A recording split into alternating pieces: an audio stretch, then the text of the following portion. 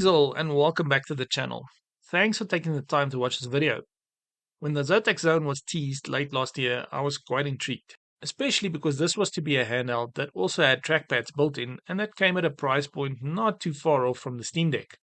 So the question I had was, would this be a better Steam Deck and was it worth upgrading to? So in this video, we're going to compare the two and try to answer that question for you. Before we do that though, please just remember that the information presented here is based on research from some of the top hands-on reviews and public information available. It's not a hands-on experience. I do my best to give my viewers a comprehensive, concise overview with links in the description to the full reviews if you want the information. Sort of like a yellow pages for the retro handheld scene on YouTube, if you will. I genuinely believe that there's still a lot of value here for people who are looking for information on handheld gaming, so if this helps you out, please don't forget to like and subscribe as I upload weekly. That said, let's take a look at the specs. Here, the most significant differences lie in processing power and display technology. The Zotac Zone boasts a considerably more powerful 8840U processor, which is similar to the Z1 Extreme in the Asus ROG Ally-X. The Steam Deck, on the other hand, has an older Zen 2 architecture chip, which holds its own, but is not as powerful as the one in the Zone. But more on that later. The screens, though similar, have their differences. First up, the Zone offers a higher resolution 1080p OLED display with a 120Hz refresh rate. And while the deck also has an OLED screen that is slightly larger, it only has a 90Hz refresh rate. So if you're into first-person shooters and you absolutely have to have the fastest response time, the Zone might be a better option. The operating systems on these two represent another major distinction.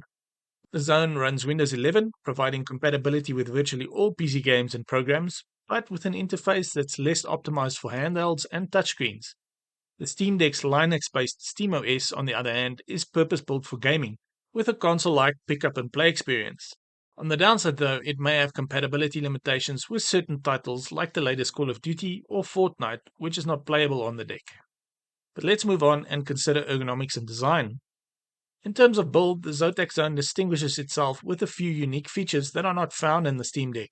The Zone includes innovative radial dials around the analog sticks for adjusting RGB lighting, screen brightness, or volume, and it also has two-stage adjustable triggers with a hair trigger mode similar to Xbox Elite controllers. Reviewers have praised the Zone's distinctive design with its grey body, gold accents, and futuristic appearance reminiscent of a drone controller. The D-pad features microswitches that provide accurate directional input despite being clicky. The device also includes a fingerprint sensor for security and a camera and mic that you can use for video conferencing. The Steam Deck takes a more straightforward approach with a clean utilitarian design.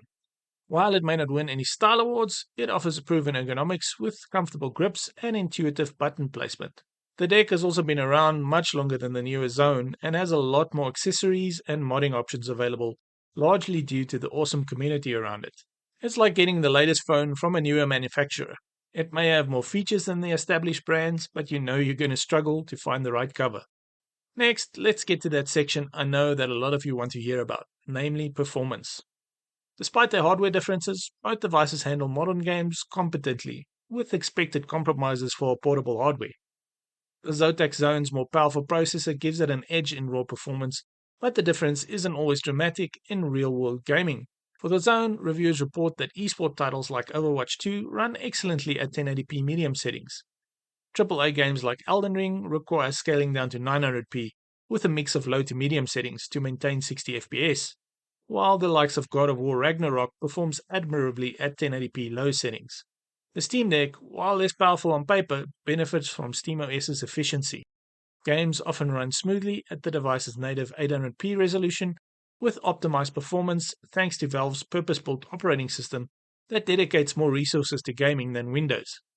As stated before, the processor on the Zone is notably more powerful when looking at synthetic benchmarks, but in real-world testing, I saw it only performed about 5 to 10% better on average. This is based on testing between the deck and the likes of the ROG Ally, which has a very similar processor. I will leave a link to some gameplay videos in the description so you can go check those out and get a better idea of this for yourself.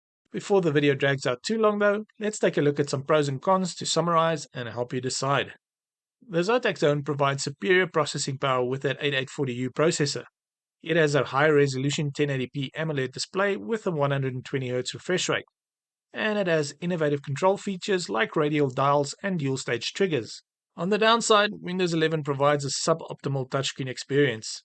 It is slightly less efficient with battery life compared to the deck, and it has a higher price point at around $700 to $750 depending on where you buy. The Steam Deck OLED, on the other hand, has the purpose-built SteamOS, which creates a very console-like experience. It has better battery efficiency and stronger community support and a well-established ecosystem of accessories. On the downside, its less powerful processor limits performance in demanding titles.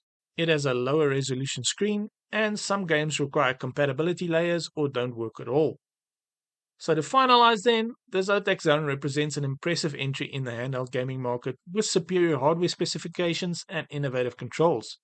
But it comes at around $150 to $200 premium over the Steam Deck OLED.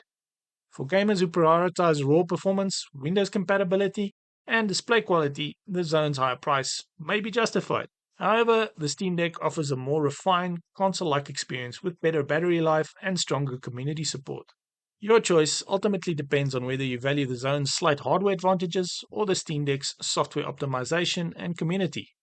For most casual gamers, the Steam Deck likely offers better value, while hardcore enthusiasts might find the Zone's premium features worth the extra investment. Personally, I'm really torn between these. I like the look and extra functionality on the Zone, but I'm not sure it's worth the extra dollars. Let me know in the comments what you think. If you're looking to pick up either of these, I will leave links in the description below. And if you want some more info on them, check out my other videos by clicking on the links on screen now. That's it for this one though. Have a nice day, and I'll catch you in the next tech update.